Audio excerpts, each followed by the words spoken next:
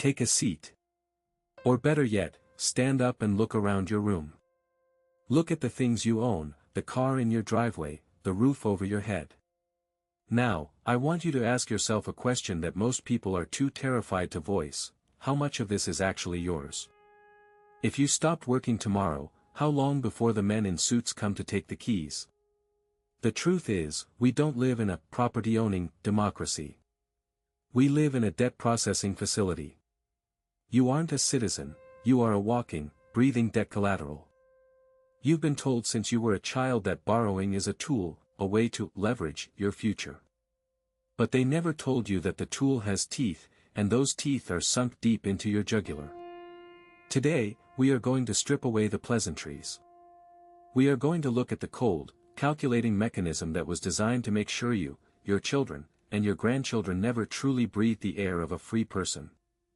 This is the verdict on the debt trap, and it starts with a magic trick so audacious that most people refuse to believe it even as it's happening right in front of them. I remember the first time I really understood how a bank works. I was young, sitting in a sterile office, signing my life away for a car loan I couldn't really afford. I thought the bank was lending me money that some nice grandmother had deposited for her retirement. I thought it was a simple trade. I was wrong. The bank didn't have that money.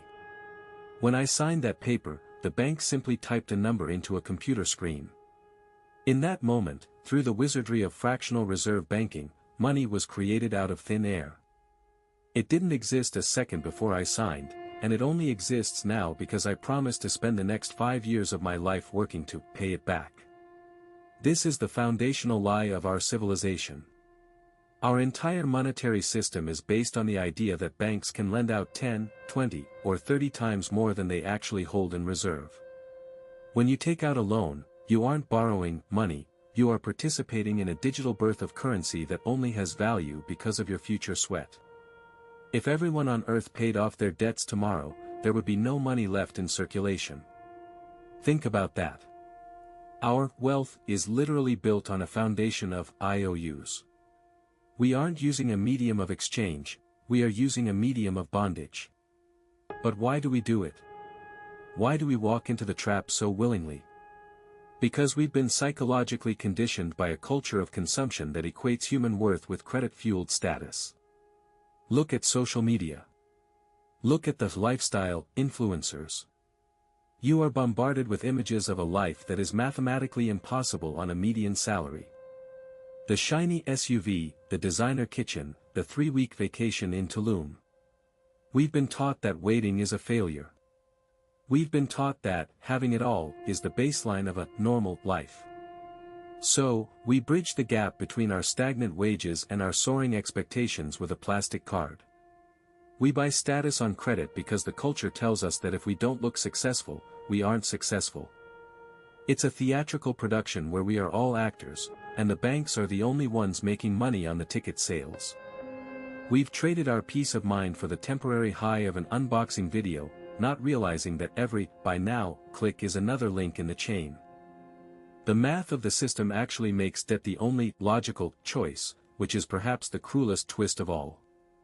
We are living in an era of negative real interest rates. When inflation is running higher than the interest you earn in a savings account, saving is a form of slow financial suicide. The system is literally punishing you for being prudent. If your money loses 7% of its value every year, but the bank only pays you 0.5%, you are losing. In this environment, the only way to win is to borrow money and buy assets that might keep pace with inflation. The central banks have rigged the game so that the responsible person who saves for a rainy day is a sucker, and the aggressive person who borrows to the hilt is a genius. This isn't an accident. It is a deliberate policy designed to force you into the debt markets.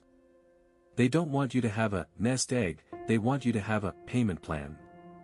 They have made it irrational to be debt-free, forcing even the most cautious among us to gamble with our futures just to stay level. And let's talk about the entry fee to modern life. Remember when a starter home was something you could save for in a few years? That world is gone. Today, the cost of entry into a normal, middle-class existence, a home in a safe neighborhood, a reliable car to get to work, an education that qualifies you for a decent salary, has been inflated so far beyond the reach of actual wages that debt is the only door left open. You don't buy a house anymore, you enter into a 30-year joint venture with a financial institution where they own the equity and you own the maintenance and the risk. We've turned basic human needs into high-interest financial products.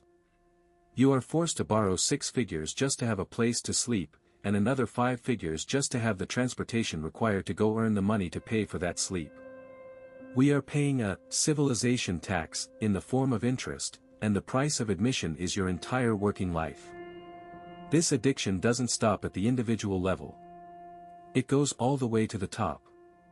Our states and governments are hooked on the needle of external debt. We are a nation living on a credit card with no limit and no intention of ever paying it back. This creates a trickle-down culture of insolvency. When the government spends trillions it doesn't have, it devalues the currency, which drives up your cost of living, which forces you to take on more debt just to keep buying groceries. It is a closed loop of destruction. We are exporting our debt to future generations, expecting our children to figure out how to pay for the wars, the bailouts, and the stimulus of the present. A state that lives in debt cannot be a sovereign state, it is a servant to its creditors. And a citizenry that follows that example is a citizenry that has forgotten what it means to be truly independent. On the ground, this looks like the payday dance. For millions of Americans, credit cards aren't for rewards points or luxury travel, they are a bridge. They are the only way to get from the 20th of the month to the 1st. We have normalized the idea of carrying a balance for basic necessities. When you are using a 22% interest rate card to buy milk and gasoline, you aren't managing your finances, you are in a survival crouch. The banks know this. They know that a desperate person is their most profitable customer. They aren't looking for the person who pays off their balance every month, those are deadbeats in industry slang.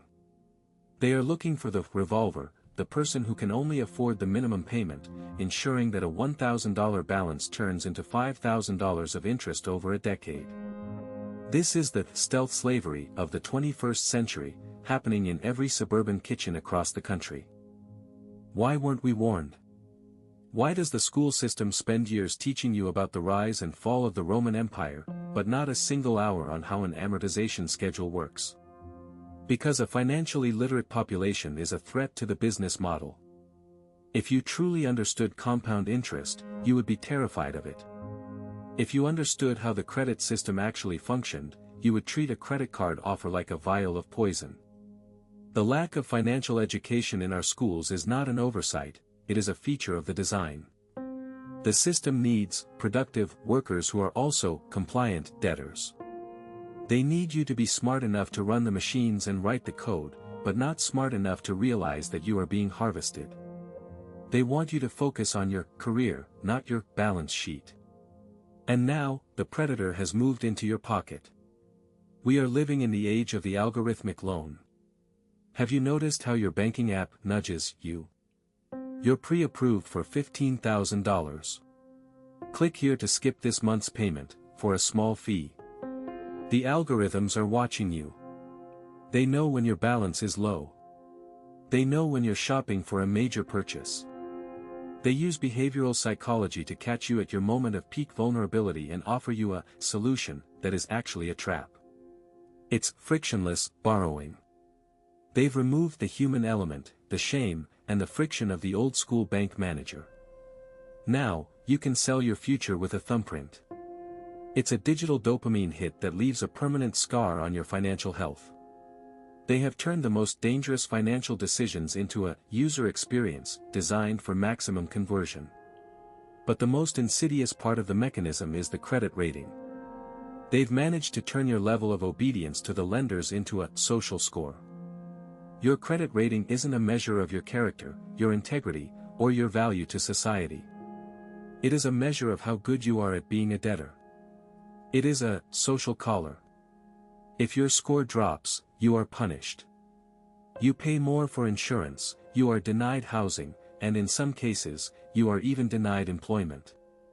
We have built a society where you must participate in the debt market just to have a reputation. If you choose to live entirely in cash, if you refuse to borrow, you are invisible to the system. You are a ghost with no score. The system demands that you bow down to the altar of the FICO score just to be considered a functional adult. It is the ultimate tool of control, ensuring that even if you hate the system, you are too afraid to leave it. So, here is the final, heavy truth. The one they don't put in the brochures. Debt is not money. It is not capital. Debt is a claim on your future. When you borrow, you are selling hours of your life that haven't happened yet. You are pre-selling your labor, your time with your family, your sleep, and your creative energy to a financial institution. You are literally a time-traveling slave, sending your future self into the fields to pay for the wants of your present self.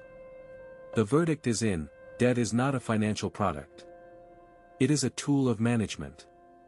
It is a way to ensure that you show up to a job you might hate, in a city you might despise, for 40 years of your life. It is the invisible leash that keeps the productive population in a state of constant, low-level anxiety. A man with a year of savings in the bank is a man who can say no. A man with a mortgage, 2 car payments, and $15,000 in credit card debt is a man who must say yes to whatever the system demands. The mechanism was designed to make sure you never have enough escape velocity to leave the orbit of the banks. You are the battery that powers the machine. But the first step to breaking the cycle is to see the wires. Stop looking at your credit limit as money. It's not money. It's a weight. And the longer you carry it, the harder it is to walk. It's time to stop living on the bank's terms and start living on your own. But that requires a level of honesty and sacrifice that most people aren't ready for. Are you? This was the verdict: economy. Subscribe if you're ready to stop being collateral and start being a human being. Stay in reality.